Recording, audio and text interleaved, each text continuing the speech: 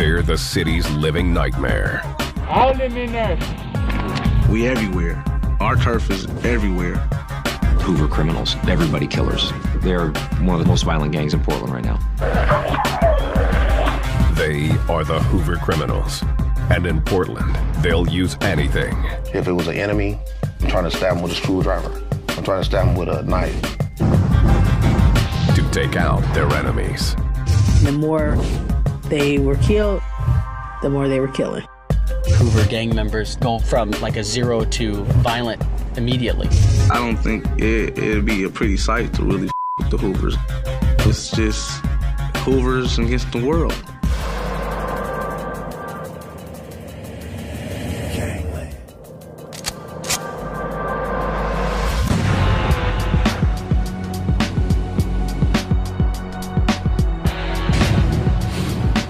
Portland, Oregon. Known as P-Town. It's nestled in a valley at the foot of Mount Hood, where the Columbia and Willamette rivers meet. America's greenest city. It's the ideal place to raise a family in the 21st century. You have people who are really into the outdoors, really into nature and conserving that. And so I think it just draws a lot of people. This reputation has resulted in a population growth of 65% in the last 3 decades. As the city has expanded, so has its gang problem. Black male, white shirt, black pants, northbound on 16 and then eastbound on Prescott with a gun in his hand.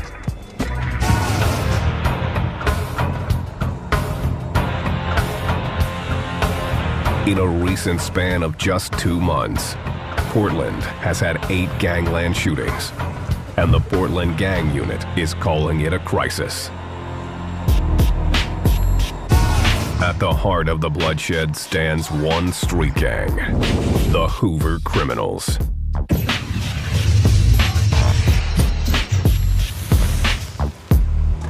A group of Hoover gang members, 3 firearms, 1 sawed-off shotgun, and 2 pistols, all on them. They're way away from their home area. The Hoover gang members are among the worst gangs we have here in Portland.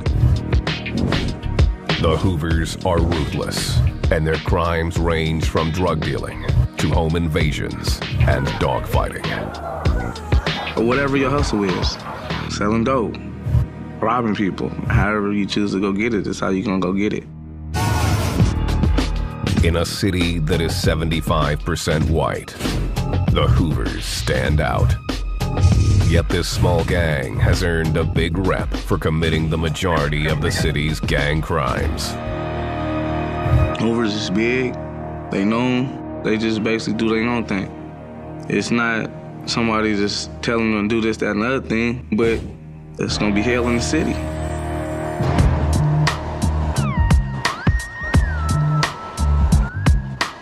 Corey Jenkins, aka CJ Groove, has been in and out of jail since 2003. He's currently serving time for a parole violation stemming from an assault charge.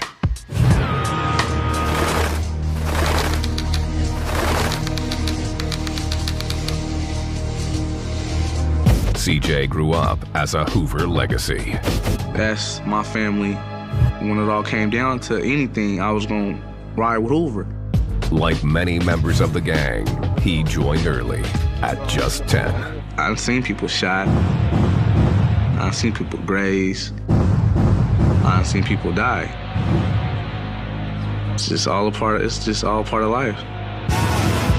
CJ Groove is used to bloodshed, but learned early on that he couldn't stomach one of the Hoover's biggest moneymakers, dogfighting.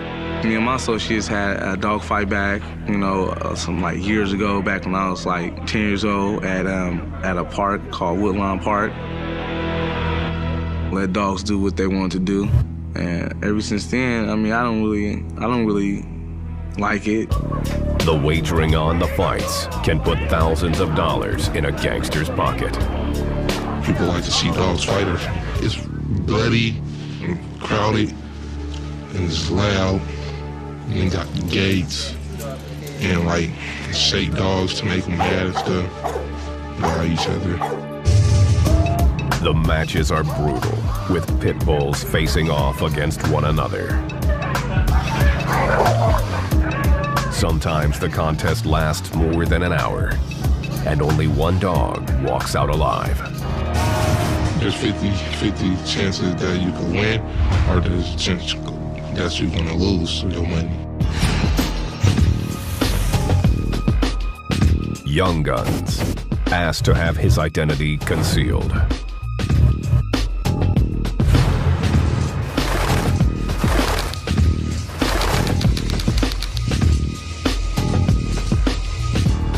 This 15-year-old has been a Hoover since he was 7. I live with my parents. They don't want me to be in the game, but they already knew I was gonna join the game because they was gang members.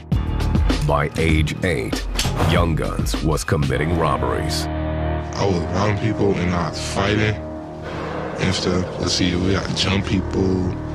There's people that fight back, but they always end up losing though. Because like we either stab them or we just beat them up. Their violent mentality has made the Hoovers the most feared gang in Portland. They not only have the city on edge, they have their rivals running scared. Some of the guys out here in the streets, these gang members, they're out for blood. The Hoovers, any contact is a potential for, you know, the weapons to be found and problems to exist. The Hoover reputation on the street is that they're no joke, is the best way to describe it. And that's coming from talking to gang members. They come to gang officers and investigators and say, well, we don't want to mess with them.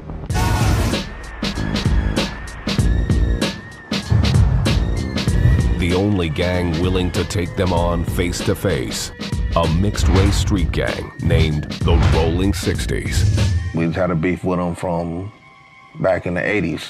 It was just setting a stage, you know, at that time. And ever since, it's been that way, and it's still to this day. They hate each other. They're on opposite sides of the valley, shooting back and forth, leaving bodies in the middle. The war with the Rolling 60s wasn't always so vicious. Until one dogfight set off an unprecedented battle.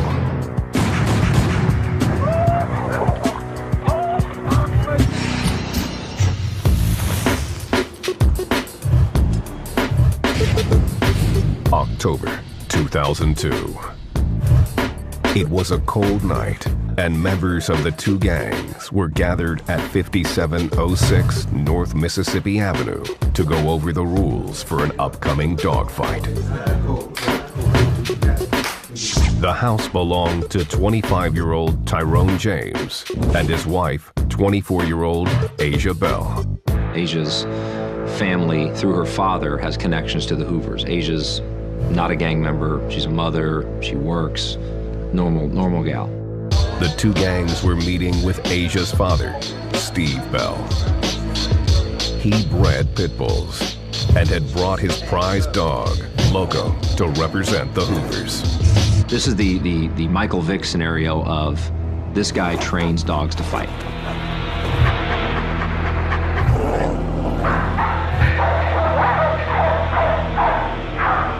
Undefeated, supposed to be a great dog to fight, for the Hoovers to fight the 60s. For bringing his dog, Steve would receive a cut of the winnings, which could reach into the tens of thousands. The fight was set for that night in Asia Bell's basement. Only she and Tyrone didn't believe in dogfighting. My wife Asia said no, and I said no. To get everybody from the house, I told my wife, hey, I'll take it in to where you gotta go. You know, to get everybody away from my house. The Rolling 60s and Hoovers moved the fight just a few blocks away. It would be Cajun style, a fight to the death. The battle began with Loco having a clear advantage over his undersized 60s opponent, named Trouble. Then, the fight took a turn. The Hoover dog at one point lay down, got up, went off to a corner, and just stopped engaging in the fight more, but instead would just bark. It acted as if it was wounded. Steve Bell saw that his prized dog was dying. It was clear to him that his dog was done fighting, so he just stepped in and he picked his dog up. The Rolling 60s had won. Tyrone James was upstairs waiting when Bell emerged from the basement, Loco in his arms. He came back up with the dog, carrying the dog. I mean, right then and there, I kind of knew something was wrong with the dog. Loco died within hours. The Hoovers were immediately suspicious that the 60s had cheated. The story was somebody's dog was poisoned. The dog wasn't normal. The dog was just a killer. Wasn't normal. The Hoovers felt they'd lost $26,000 in a fight that was clearly rigged. The Hoovers felt they'd been punked, they'd been cheated by these Rolling 60s. This really cemented the fact that there was going to be a problem. Tension on the street was real high. You're gonna be on guard with everybody. You know what I'm saying? You're gonna be having your gun. The Hoovers and Rolling 60s would soon cross paths again. This time, the Hoover criminals would settle it with their own version of justice. The mentality for retaliation for a Hoover is always retaliate back. They're known for doing scandalous things in the senses of catching you somewhere, sneaking up on you somewhere, whatever the case may be. But Hoover's gonna do it.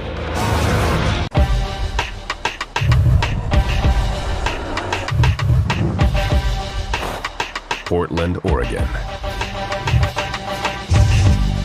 The idyllic city's timber and fishing industries attract both tourists and commerce. It's an all-American town, wholesome and safe. Portland is a very small city. It's a great city if you want to raise a family, you want to do some things calm and quiet. It's also home to a merciless gang, the Hoover Criminals. Hoovers are known to be scandalous. Regardless of how it is, they sell drugs, pimp, whatever it takes to get some money to do whatever they do.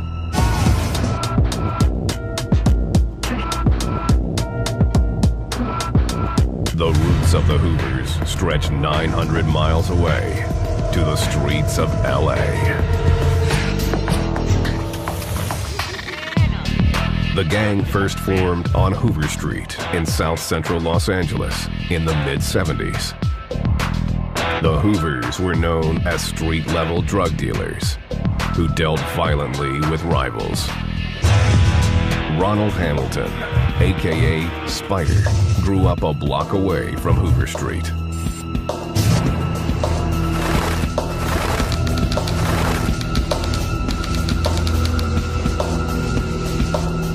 I just like seeing them walking down the street, you know, and seeing them walking, and big homies, you know, with muscles and everything. I was like, man, I want to be like that, you know. And it just drew me, you know, just something I just wanted to do. Spider was initiated into the Hoovers at age 11. From the beginning, he looked for opportunities to prove himself. Anytime there was a fight, if it was an enemy, you know, I'm trying to stab him with a screwdriver. I'm trying to stab him with a knife, whatever, you know, a pitchfork, whatever, I don't care. I just did whatever I done. And I got kicked out of schools. By 1983, he had become hardcore and was battling rival gang members. Spider ended up being beaten so badly that he was hospitalized. When he got out, he wanted revenge. I had a pocket full of shells and went up to the high school and I shot them. I shot 4 of them, at least, and took off running. Got caught later on that night. In 1984, Spider was sentenced to 36 years in prison for the shooting.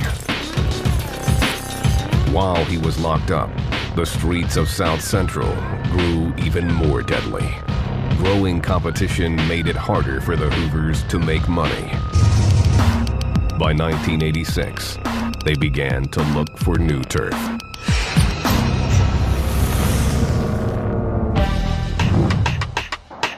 Portland seemed like an unlikely spot. Strict urban development laws kept the city small, and ghettos were unheard of. When people say, where's the bad part of Portland? There's no like one area everybody knows is just bad. There was one exception: the Columbia Villa Apartments. The Columbia Villa was low-income housing, whether welfare or Section 8. The buildings themselves were cement floor, almost institutional-like. Columbia Villa's African-American residents were left to themselves by the community. But poverty and hopelessness made the housing project a hotspot for crime. That's what I used to call fun, you know, gunshots, females, gambling, drinking, smoking, just everything you can really think of. It was just really going down in the villa. Nobody was a stranger to violence in the Columbia Villa. Whether it was a fist fight, a stabbing, or a shooting, it was fairly routine. And the people that lived there knew how to operate and survive within that environment. Enter the Hoovers.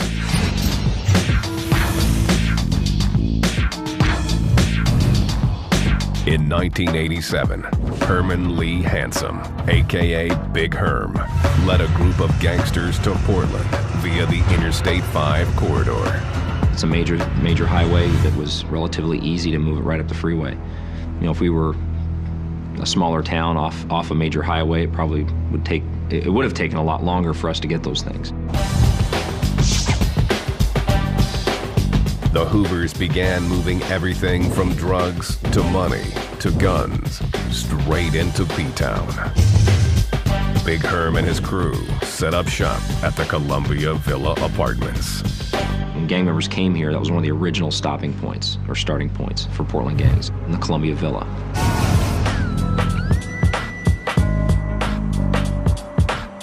The city's drug market was untapped. Portland police were not on the alert for gang problems. And the profits were much bigger than in cities with more competition. Business was real good for a lot of people that came from LA, and everybody made money. There wasn't no quorums, no fighting over nothing. Everybody was cool. Everybody made enough money. Big Herm was introduced around the city by a local kid named Johnny Ray. Johnny was a member of the Brown Clan, a family of 13 that was gaining a reputation on Portland streets. We started seeing kids that grew up here that had no connection other than maybe family. They learned a lot of what they learned from the transplants that would come up here. Big Herm initiated Johnny into the Hoovers, starting what would become a long legacy of Brown family gangsters in Portland. Johnny Ray's cousins, like Young Guns, also got in on the action. What made me join it was my family, and like I thought it was like cool to do and stuff. Soon, the Hoovers were a force in Portland. I remember the Hoovers more involved in robberies, prostitution, selling narcotics, guns. They were very criminally minded, very criminally active gang members. The Hoovers had a thriving criminal enterprise, and the Portland PD had a full-scale gang problem on its hands. 1986, there was like 200 arrests for crack cocaine in Portland. 1987, there was like 2,200. And so it just exploded. By the early 90s, the Hoovers began to leave Columbia Villa, spreading out across the city and recruiting in schools and on the streets. They weren't the only gang in Portland. Others, like the Rolling 60s and the Kirby Block Crips, sprouted up. And new members were moving in every day. In 1993, Spider was released from California's prison system. He soon moved to Portland. I came up here to see what's going on, what's up, you know, and I just fell in love with Portland, Oregon. Portland had a different pace than the streets of LA. To me, it was like, oh, it's just cool. You know, people out here gang banging, but they're not really gang banging.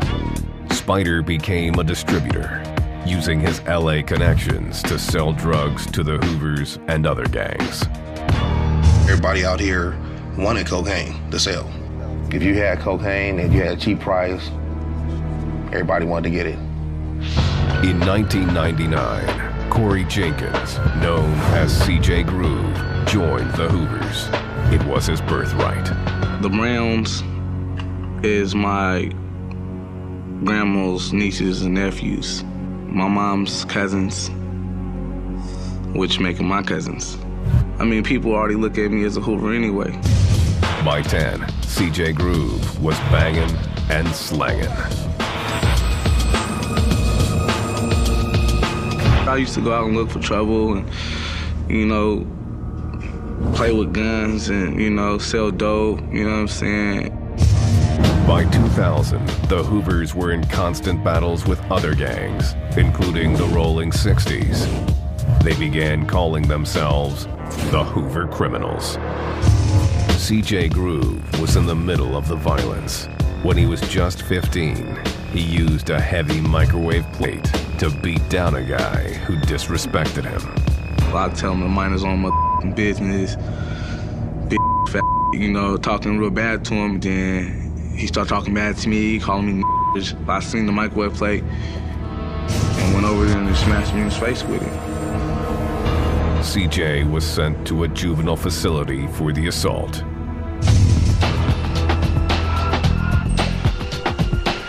The Hoover Criminals continued to roll.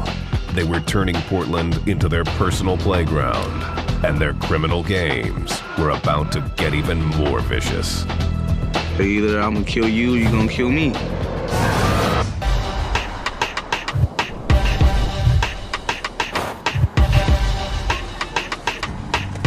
Portland, Oregon. The city's gang battles have reached a critical level.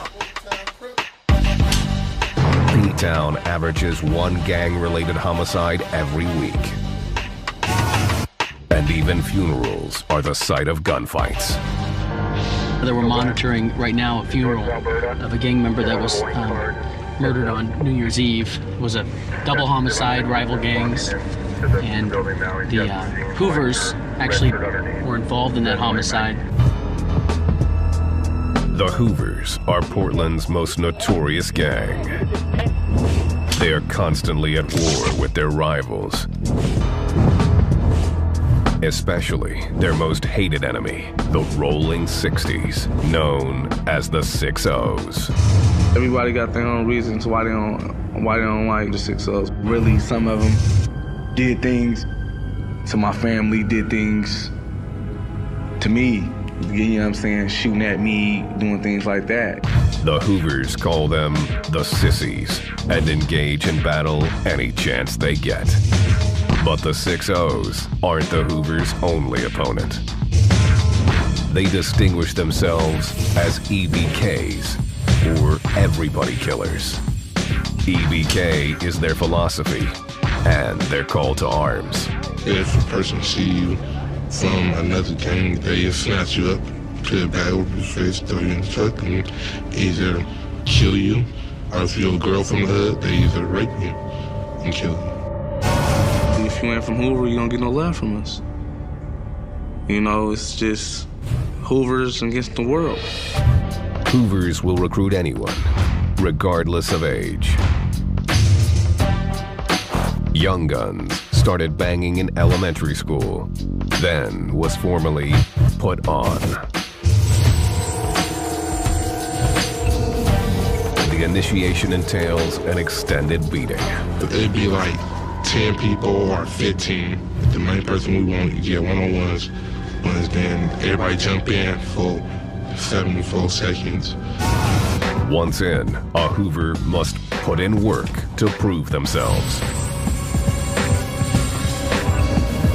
Putting in work is like want to beat up other gang members. I'm not gonna beat up on the 6-0s. You know what I'm saying? That's gonna be cool. There's no defined chain of command within the Hoovers. You would think it's as an organization, but there's no organization about it. You know, like when somebody go out to go do a shooting, nobody don't go say, hey, you, and you, and you go over here. You and you and you go over there. No. They say, well, we're gonna do this. We have little cliques. A member's rank is based on age and experience, but the structure is loose. We have, you know, BGs, baby gangsters, YGs, young gangsters, G's, just gangsters, OGs is just original gangsters. 20-year-old CJ Groove is considered a gangster, setting him apart from the members who are as young as 8.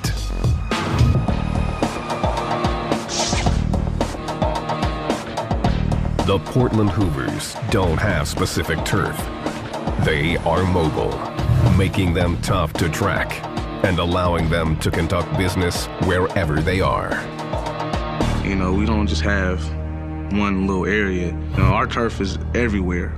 Portland's extensive public transportation system allows the Hoovers to use trains to access the entire city, including its suburbs.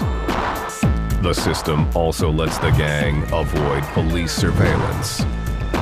Mass transit provides the ability for gang members to move around freely with very little interruption. I mean, there's not a lot of law enforcement riding the trains. The Hoovers are easy to pick out in a crowd. They make sure people know who they are. Every rag, every letter, every color is about their groove. The symbol of Hoovers is the H. It got the H, and it's the star with the H in it. You know, and that's what a lot of Hoovers wear. A lot of Hoovers wear those hats, you know, let it be known, this is where I'm from Hoover. The H also shows up in their hand signs. The H is like that, you know, and you know what I'm saying? That's just that, really, you know, that's what we throw up.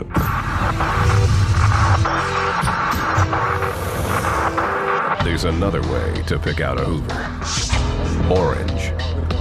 Hoovers, you know, decided to go with the orange, distinguish ourselves with something new. Ooh, exciting, a bright color. And it's different from everybody. Everybody gonna know this is Hoover.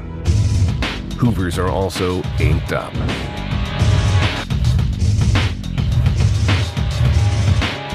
Over here, we got BK, blood killer. We got Hoover criminal, blocked up. West Side 112. And over here you have Hoover criminal gang on my knuckles. And right here on my chest, I got Hoover in Old English, big and bold. They often tattoo their everybody killer attitude on their bodies. I know one particular Hoover gang member that has a tattoo that says, God forgives, Hoovers don't.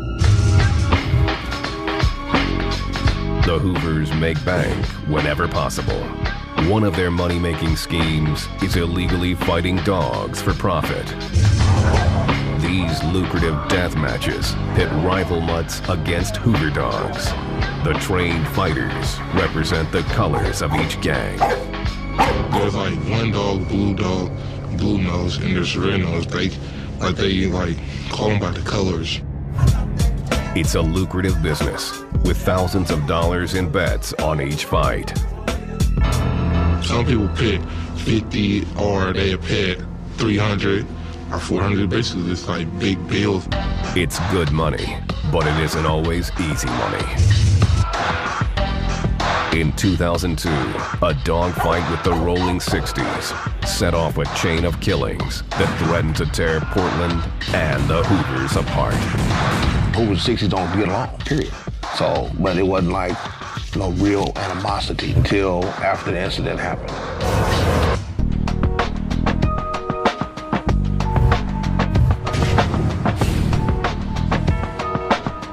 October 2002, Portland, Oregon. A dogfight between the Hoover criminals and the Rolling 60s ended with the Hoovers' prize dog dead. and $26,000 in bets at issue.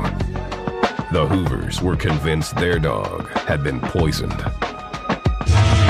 The rivals soon ended up face-to-face at a Northside after-hours club. It didn't take long for trouble to start. The Hoovers and 60s had an argument about the dog fight. Hoovers accusing the 60s of poisoning their dog. It escalated. People who were there were aware of the dog fight and knew tensions were high. A high-ranking member of the Rolling 60s, Domingo Gonzalez, a.k.a. Bingo, was at the club. Bingo walked outside for a smoke when a man approached him and opened fire. Everyone ran outside, including Bingo's brother, Rico. We heard the shooting inside. We was down in the basement. And everybody's like, what was that? What happened? So everybody was like, I don't know. Then Rico's like, Bingo! He ran up there and ran outside. Someone in the crowd opened fire on the shooter, but missed. Seconds later, the shooter was in a car, speeding away from the scene.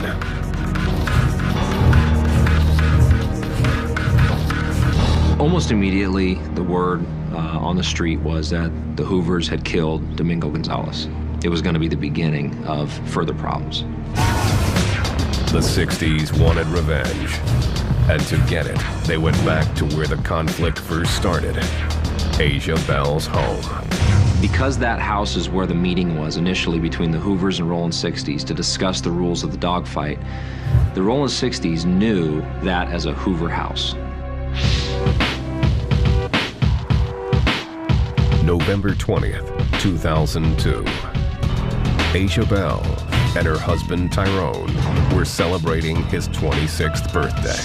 Asia and Tyrone were on the front porch with guests, their 4 children asleep inside the house. I told Asia that I was going to check on our 8-month-old son. I put my hand on the doorknob. My eyesight just left. I couldn't see. The house was being ambushed, and Tyrone had been shot in the right side of his head. He fell to the ground, blinded. The assault continued. I heard a couple of gunshots, and all I could do is call her name, and she didn't respond. Asia lay dead in a chair. She'd been shot 8 times, everywhere from her head to her waist. Portland police now had 2 murders to solve. Within a 3-day period, you have Domingo Gonzalez killed and Asia Bell killed. Two homicides back-to-back in Portland is not a common occurrence. The city and Asia's family, including her cousin, CJ Groove, were reeling. I was hurt, sad, mad, angry, you know what I'm saying? The police investigated, but couldn't generate any leads. 24 shell casings were found at the scene, but there was little direct evidence linking the Rolling 60s to Asia Bell's murder. Everybody in the gang unit that had an informant was talking to him about those cases, trying to generate information. Who was there? Who's the weak link? Who can we go after to try to generate that key piece, that eyewitness testimony that we needed in the case?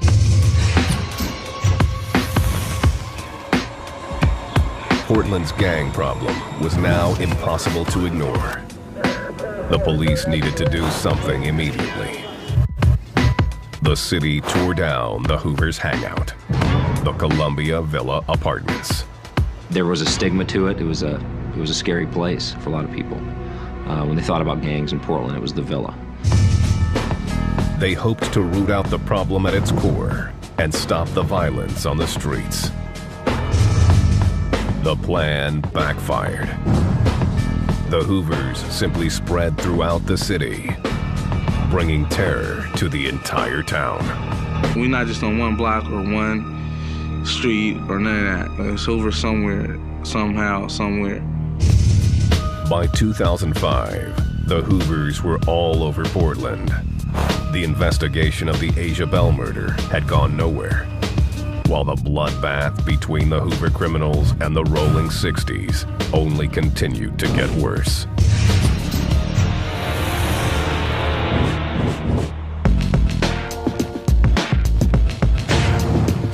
August 8th, 4 members of the Hoovers headed to downtown Portland looking for trouble. It was really, somebody gonna die tonight. Somebody got to die tonight. Either it's a Hoover or 6-0. We mad at each other right now. The Hoovers were outside a club when they finally saw the Rolling 60s. The Hoovers opened fire. It was returned. Downtown Portland shooting between 2 rival gangs. 50 shots were fired by 5 different guns. We heard it from the news, like there's a shooting down there in downtown. When the smoke cleared, a 60s gang member, Manny Hall, was shot and injured. One Hoover was also killed. To the Portland PD, this was more than just your average gang shooting. The idea that guys are firing semi-automatic weapons downtown, leaving 50 shell casings littered all over the streets in a running gun battle. The complete indifference to who you might hit with those rounds flying down city blocks. Yeah, it's an incredibly vicious and selfish attitude.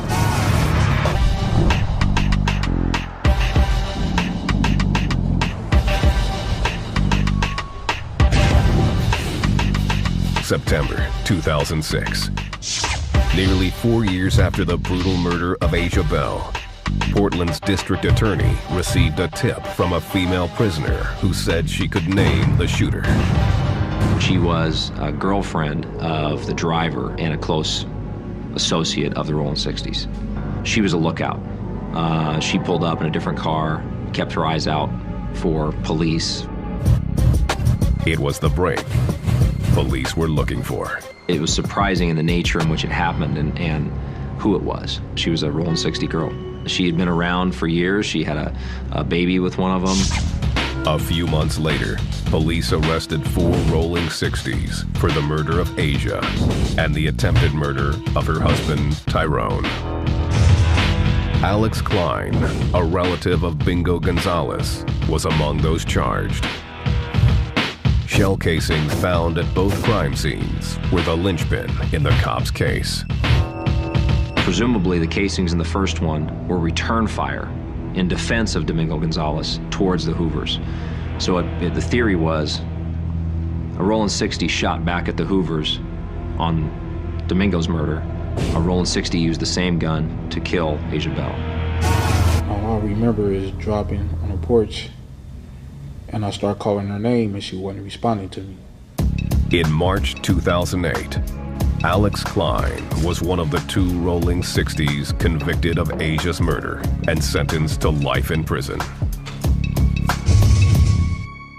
The murder of Rolling 60s gangster Bingo was never solved, though most believed it was the work of the Hoovers. If you look at the whole situation, starting with the rivalries from way back to the dog fight, to the statements and things that were said after the dog fight, to the homicide, and to the follow-up homicide, it certainly makes sense.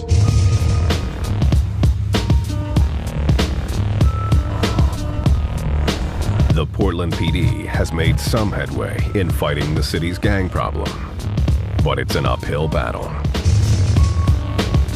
You will have gang members that really are kind of coexisting in the same neighborhoods with, people that have moved out here and that live and work and raise their children. HGC, get it straight, cuz was cracking. Get at me if you want it, cuz I'm hollering. Today, more and more kids choose to gangbang, and Portland is being held hostage. The most fearless gang, the Hoover Criminals. We're seeing a lot of the younger Hoover gang members go from what normal people would consider to be just some type of disagreement to an act of violence, and in a very, very accelerated rate, kind of from like a 0 to violent immediately. Day and night, the police and community leaders tried to convince kids to get off the streets. What's going on, man? Oh, that's just my handkerchief. No, it's not just your handkerchief. And that's not just your hat. You're 16 years old. What's going on? I am not here to cause you problems. I'm here to make you think about this choice and this choice. Fair enough? Yeah. You know right now, I do not want to lose you. You already know. You know. You got too much to live for. Albert 27, 1901. The message got through to CJ Groove. Since his first incarceration for a 2003 assault, he has been in and out of prison for parole violations. I thought living a successful life is out here gang banging, pants sagging, flag hanging, you know, months and weeks and days, years go by. I say this ain't the life. CJ says that once he's out for good, he's letting go of the life. He plans to get his GED and try to find a real job. The life I used to live, I don't regret it because I lived it, you know, I did it. But I turned it around, you know, as far as in going out looking for trouble, I turned that around. 15-year-old Young Guns has no plans to stop. He mixes school and other activities with gang life. I play sports. I'm gonna keep doing my sports, and I'm gonna keep banging, and I'm gonna keep getting money. Young Guns is realistic about the cost of grooving with the Hoovers. I might end up in prison or in JDH again, you know. It depends if you get caught or not. Basically, if you start banging, you already gonna know the consequences, what's gonna happen. 40-year-old Spider has seen those consequences firsthand. Even so, he says, once a Hoover, always a Hoover. I'm still considered a Hoover, and I don't gang bang anymore. If I say I don't want to be a Hoover no more, I can say that, but I'm not saying that. He hopes to lead his 6 kids down a different path, one apart from the gang life. Hopefully, I'll see my kids grow up to be teenagers. By that time, I'll be in my 50s. And hopefully by that time, I'll have enough money for them.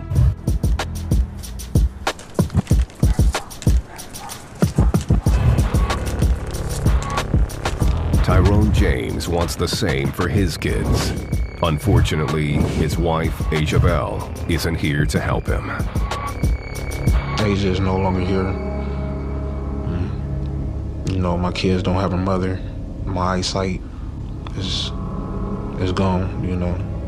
I was told I would never get to see it again for the rest of my life. So, you know, it's very hard. Tyrone is adjusting to his blindness. Some days he thinks about forgiving, but so far hasn't been able to do it. You know, in the Bible it says to forgive. You know, God said to forgive, you know. But, you know, I don't know if I forgive him. I kind of forgive him, but I won't never forget this. You know, it's not up to me, it's up to God. That means little to the Hoovers, who show no signs of stopping their groove. They get hooked on the violence, almost addicted to it like a drug. They don't care where they are or who they're around. They're gonna represent Hoover. You know, we're gonna stay on top of everything. That's what we're doing. We out here striving to be the best. I know I could die from it, but I chose it.